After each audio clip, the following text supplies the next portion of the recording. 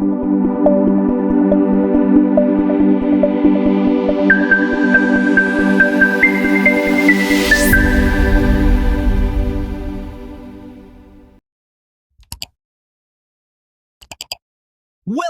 to the Tales of Old TV. Title: The Winds of Oyo. In the heart of Nigeria, where the dense jungles of Oyo met the dry plains, there lived a boy named Olamide. He was born on the shores of a river that people believed could cleanse even the most damning of misfortunes. But for Olamide, that river only whispered of future hardship. His mother, Adebisi, was a widow before he had even learned to crawl. His father, a farmer who tilled the rich soil of Oyo, had perished in a tragic accident while trying to fix a broken irrigation system. Adebisi, with tears never fully dried, held her son close and promised to raise him right, to teach him the ways of the land and its people, though the weight of her promise pressed heavily against her chest. From the very beginning, Olamide's life was shadowed by loss. His first years were spent not in the joy of childhood, but in the uncertainty of survival. Adebisi worked as a seamstress, stitching clothes for the villagers, but her earnings were barely enough to feed them. Olamide learned early that life didn't offer kindness, it offered only the opportunity to endure. When Olamide was 6, a drought hit the region, more severe than any before. The crops failed. The cattle grew thin and weak. The river, once a source of life, receded to nothing but cracked earth. Hunger gnawed at their stomachs, and still, Olamide would rise each day with his mother, both of them working long hours to gather what little they could from the parched land. Despite their best efforts, their situation only worsened. By the time he was 10, Olamide had learned the art of survival.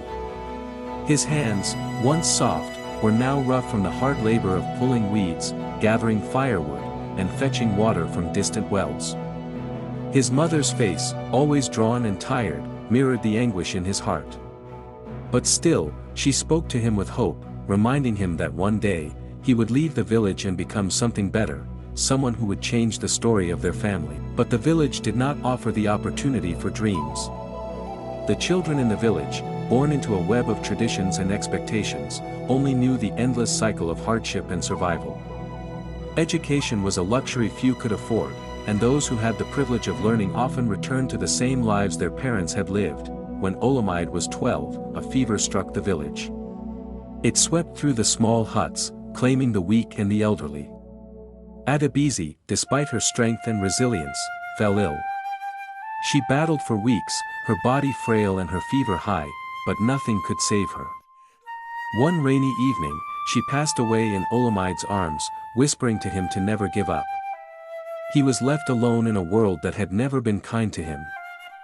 With no father, no mother, and a future as barren as the land around him, but Olamide refused to let his life be defined by misfortune. He continued to work, his mother's last words burning in his chest. Every day, he woke before dawn and worked through the blistering heat of the afternoon, finding small ways to earn money, helping carry water for traders, sharpening tools for farmers, and running errands for the elders. Through it all, he nurtured a hope deep inside him, a hope that one day, his life would not just be an endless struggle for survival. At 16, Olamide left the village. He made his way to Ibadan, hoping that the larger city would offer him opportunities the village could not. He worked in a roadside food stall, peeling yam, frying plantains, and serving customers with a smile. It was grueling work, but it gave him hope. It was here, amidst the hustle of the city, that he heard about scholarships to study in Lagos, a place that seemed as far away from his roots as the stars. Despite the challenges, Olamide applied. His days were filled with long hours of study under the flickering light of a kerosene lamp, and his nights with dreams of a future where his hands were not bound to labor, where his life was not written by poverty and misfortune, but life, as always, had other plans. The day the scholarship results came in, Olamide stood before the notice board, heart pounding. He found his name listed among the successful candidates, but just as he exhaled, he saw a man walk by, sneering and muttering something about people like you not deserving such opportunities.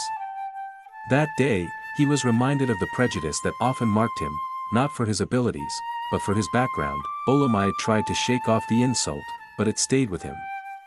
He had worked hard, fought for every inch, and yet, the world still judged him by his past, by the dirt under his nails, by the poverty that clung to him like a shadow.